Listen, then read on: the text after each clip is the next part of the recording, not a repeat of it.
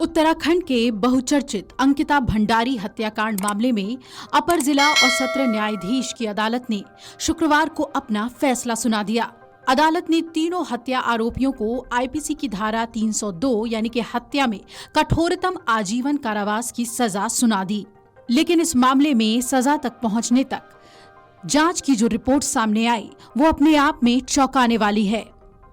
हत्या की इस पूरी कहानी को सुनकर आपके रोंगटे सिहर जाएंगे। दरअसल पोस्टमार्टम रिपोर्ट में हत्या का राज खुल गया है। न्याय के दरवाजे तक इस रिपोर्ट ने ही पहुंचाया। उत्तराखंड के ऋषिकेश में हुए अंकिता भंडारी हत्याकांड को न्याय की अंतिम सीढ़ी तक पहुंचाने में एम्स के डॉक्टर्स की पोस्टमार्टम रिपोर्ट ने सबसे ज्यादा अहम भूमिका निभाई।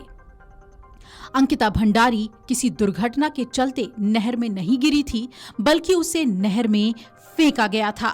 इसे पोस्टमार्टम रिपोर्ट साबित करने में सफल हुई।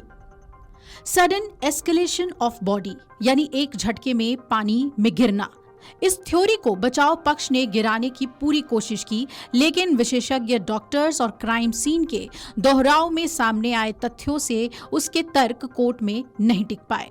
इस जघन्य हत्याकांड में पुलिस को शुरुआत से ही तमाम मुश्किलों का सामना करना पड़ा था। घटना का कोई आंखों देखा गवाह नहीं था। रिजॉर्ट के सीसीटीवी फुटेज खराब थे। शुरुआत में रिजॉर्ट के कुछ कर्मचारियों ने भी पुलिस को गुमराह करने की कोशिश की। अंकिता भंडारी के साथ 18 सितंबर 2022 की शाम को क्या हुआ, पहले वो भी जान ली। अंकिता भंडारी के साथ 18 सितंबर 2022 की शाम क्या हुआ, वो पानी में कैसे गिरी, उसे किसने गिराया, ये सब पुलिस और विशेषज्ञों की परख से ही साबित हो सकता था। 25 सितंबर 2022 को चीला नहर से मिले शव का जब पोस्टमार्टम हुआ तो रिपोर्ट में दुष्कर्म से जुड़ी हुई कोई बात तो सामने नहीं आई, जिसके बारे में कुछ लोग आशंका जता रहे थे। ऐसे में ये भी माना जा रहा था कि बचाव पक्ष इसे दुर्घटना साबित कर देगा। लेकिन पोस्टमार्टम रिपोर्ट और क्राइम सीन विजिट रिपोर्ट के मजबूत तथ्यों के आगे बचाव पक्ष ऐसा कुछ भी न कर सका।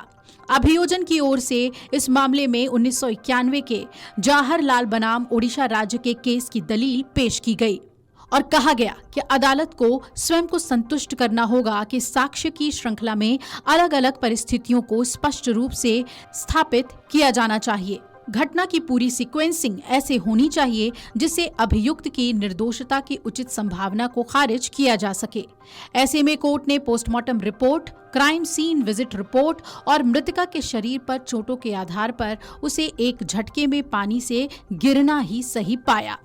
कोर्ट ने कहा कि ये साबित करती है कि अंकिता भंडारी की मौत आपराधिक मानव वध यानी कि हत्या है। क्राइम सीन रिक्रिएट करने गई फॉरेंसिक की टीम ने भी पाया था कि नहर की पटरी पर ऐसे कोई निशान नहीं थे जिससे ये लगे कि अंकिता भंडारी वहां से फिसल कर गिरी हो। बताया ये गया कि अंकिता भंडारी यहां सडन एस्केलेशन ऑफ बॉडी के कारण नहर में गिरी है, यानी उसे झटके से पानी में गिराया गया, धक्का दिया गया। शव मिलने के बाद जब पोस्टमार्टम हुआ तो डॉक्टरों ने भी यही पाया कि शरीर पर ऐसे कोई निशान नहीं थे जिससे यह साबित हो जाए कि नहर की पटरी पर फिसलकर वो गिरी हो। अंकिता भंडारी हत्या मामले में अपर जिला और सत्र न्यायाधीश रीना नेगी की अदालत ने सजा के सवाल पर दोनों पक्षों को सुना। बीते 19 मई को एडीजी कोर्ट ने इस मामले की सुनवाई पूरी करते हुए फैसले के लिए 30 मई की तिथि निर्धारित की थी। अभियोजन पक्ष ने कहा कि अंकिता रिजॉर्ट में बतौर रिसेप्शनिस्ट काम करती थी। अभियुक्तों की ओर से घटना से पहले उस पर अनैतिक कार्य करने का दबाव बनाया गया था। अभियोजन पक्ष ने कहा कि अंकिता उनके इस एक्स्ट्रा सर्विस का विरोध कर रही थी और वो रिजॉर्ट से जाना चाहती थी। ये बात पीड़िता कहीं बाहर न बता दे, इसलिए अभियुक्तों ने उसे अपने साथ बाहर ऋषिकेश तक घुमाने की बात कही। लेकिन पीड़िता अभियुक्तों के साथ वापस वनंतरा रिजॉर्ट नहीं आई। 6 दिन बाद चीला नहर से उसका शव बरामद हुआ।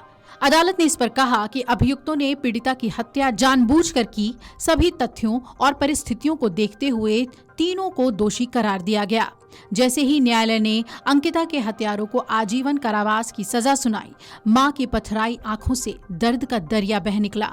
अंकिता की मां सोनी देवी बोली, तीनों हत्यारों को फांसी की सजा होनी चाहिए थी, इसलिए हम हाई कोर्ट जाएंगे।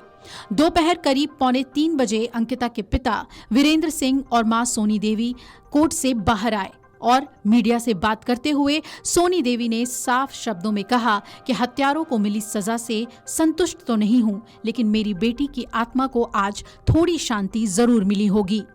Video desk amarujala.com।